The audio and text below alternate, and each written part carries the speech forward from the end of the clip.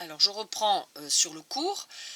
Donc à partir de cette image, hein, donc de ce qui est ingéré, assimilé, non assimilé et perdu en respiration, on peut faire deux calculs. Bon, c'est le seul endroit dans le cours d'écologie où vous avez besoin de votre machine à calculer. Et encore, c'est pas sûr qu'on vous la donne le jour du bac. Donc apprenez à faire vos soustractions et vos additions. C'est que par exemple, on va avoir ce qui n'a le NA, on va avoir le I, mais on n'a pas le A. Voilà. Donc le A, vous pouvez le calculer de deux façons. Soit vous le soustrayez ici. Oups, on va le monter.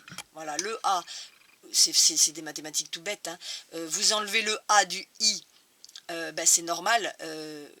Et vous enlevez le NA, vous allez trouver le A. C'est logique. Et puis le A, si vous avez le R et le PS, ben vous l'additionnez, vous allez avoir le A.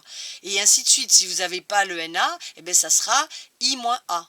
Voilà. Donc vous basculez le NA de l'autre côté, le I de l'autre côté, comme en mathématiques. Et vous, grâce à ça, ben vous pouvez trouver et calculer tout ce que vous voulez. Voilà. Donc la production d'un consommateur se calcule de la même manière que pour les P1. Production désigne la quantité donc de biomasse produite, on est d'accord. Et la productivité, c'est toujours la production donc secondaire divisée par la biomasse en pourcentage.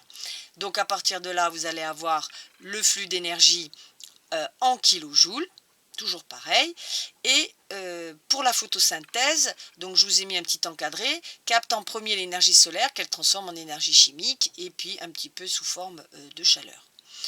Donc pour les PP et les C1, ils ont donc besoin de beaucoup d'énergie en général. Par contre les C3 et les C4 ont l'énergie sert surtout à la survie. Ils respirent beaucoup, ils ont souvent beaucoup de déchets. Donc chaque maillon de chaîne, vous allez le voir, diminue en taille. Le flux d'énergie d'un agrosystème, ça vous le verrez avec Monsieur Lartigue. Mais si, baissez les yeux, hop, si je remonte à ce schéma-là, vous voyez bien que la grosseur et l'épaisseur des flèches va diminuer d'un maillon à l'autre. Donc du P1 au C1, la flèche est comme ça, et du C1 au C2, la flèche diminue, et si on avait un C3, ben, la flèche diminuerait, et ainsi de suite. Donc on va essayer de comprendre pourquoi il y a une perte d'énergie d'un maillon à un autre. Voilà. Alors, on va reprendre le cours au niveau des exercices, des exemples de cette production secondaire en prenant plusieurs cas de types d'animaux. Donc, le cas d'un carnivore omnivore homéotherme. Alors, homéotherme, terme voulant dire température, homéo la même, ça veut dire tous les animaux qui ont une température du corps constante, comme nous, par exemple, les mammifères, les oiseaux, certains animaux à croissance finie. Donc, qu'est-ce qu'on a, on peut se mettre dedans, hein. Donc par exemple le I, ben, faut placer les lettres, hein. C'est vous qui le faites, donc pour vous entraîner à placer le I, le A, le R, le NA et le PS. Donc on part de 100%. Eh bien les carnivores, qui donc mangent de la viande, assimilent 89,9% de ce qu'ils mangent, ce qui est énorme, hein. Et ont donc un rejet ici de 10% du NA, donc très très faible. Mais par contre, une fois qu'ils ont assimilé, ben regardez, vous avez 88,3%, on va le décaler un peu, qui part. Pas en fumée, hein, mais qui part dans l'activité musculaire. Ben, il faut marcher, il faut courir, il faut voler, il faut donc respirer, il faut faire fabriquer la chaleur de son corps. Donc tout ça, ça fait que, eh bien, dans tout ce qu'on mange dans un repas, eh bien, tout s'en va. Ben, c'est pour ça qu'on a faim hein, après et qu'on remange, hein, tout simplement. Et une petite partie, donc 1,6%, hein, là c'est le cas d'un adulte, hein, tout à fait normal, 1,6% va donc servir uniquement à la reconstitution de cellules. Hein, la peau se renouvelle, les os, vous avez votre système immunitaire, les globules rouges par exemple se renouvellent tout le temps, donc il faut bien sûr garder un petit peu de production secondaire. Donc ce sont des animaux, comme je le mets, qui produisent leur propre chaleur. Ils consomment 20 fois plus d'énergie qu'un poikilotherme, qui est donc le nom des animaux qui sont hétérothermes. hétérotherme, donc on le verra dans le deuxième cas. La dépense respiratoire, bien sûr, est importante. L'activité musculaire est très intense et permanente. Donc et après, donc, je vous parle des rendements qu'on verra en fin de cours, sont bien sûr beaucoup plus faibles chez les mammifères. Allez, maintenant on prend le cas d'un herbivore. Donc un herbivore hétérotherme cette fois-ci. Donc hétérotherme, on va prendre une chenille. La chenille, stade intermédiaire pour avoir un papillon par exemple, eh bien il va muer, donc il va avoir faim, il va donc manger énormément, elle est donc herbivore. Certains poissons, autres insectes ou tortues herbivores hétérothermes vont plutôt ressembler à ça. Regardez, donc on a le I à 100, toujours pareil, par contre le A, 14. Qu'est-ce qui se passe? Comment ça se fait que leur nourriture n'est pas assimilé, oui, assimilé qu'à 14%. Regardez les excréments qu'ils font. Ils font du Na à 86%. Donc beaucoup de gaspillage, bien sûr, ces animaux. Ils vont manger tout le temps. Hein, voilà. Mais malheureusement, la nourriture, alors comment on l'explique, hein, ben, la nourriture est tellement pauvre, c'est pas de la viande, hein, c'est des végétaux, donc du coup ben, ça rapporte pas grand chose en énergie et donc ils rejettent beaucoup en Na parce qu'ils n'arrivent pas à le digérer, donc ça part dans les selles. Alors ils respirent quand même, hein, donc il y a 8% qui servent à la respiration, 5%, alors c'est des chiffres, vous n'avez pas à les apprendre, hein, c'est des pourcentages comme ça, c'est un exemple de chiffre de chenille. Hein.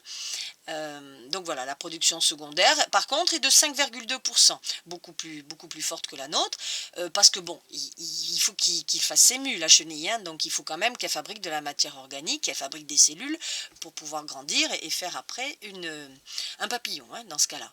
Donc là, je vous explique un petit peu dans le texte qui suit pourquoi ces chiffres sont comme ça. Donc c'est des animaux qui n'ont pas à fabriquer de la chaleur puisqu'ils se servent de la chaleur extérieure. C'est-à-dire qu'ils sont au soleil, ils sont au chaud, hein, donc ils ont besoin... non, oui.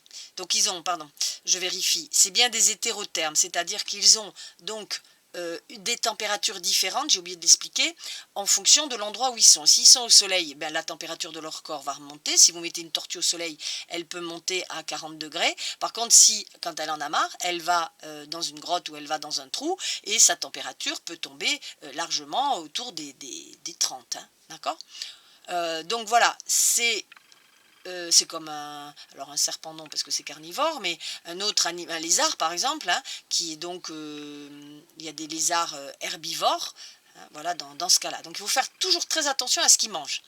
Hein. Et là on verra à la fin, on fera un tableau récapitulatif. Donc là je vous l'explique, hein, production P qui est très faible, tout ça à cause de leur nourriture qui est donc très peu énergétique. Alors je vous ai mis à la fin qu'il existe des exceptions, des mammifères qui hibernent, parce que comme ils ne peuvent pas manger pendant l'hiver, eh bien ils sont hétéro... on les met à la limite de l'hétérotherme et de l'homéotherme, parce qu'ils sont capables de descendre leur température très basse. Mais ça, bon, c'est des cas particuliers, vraiment particuliers. On continue sur le cas des carnivores. Un carnivore hétérotherme.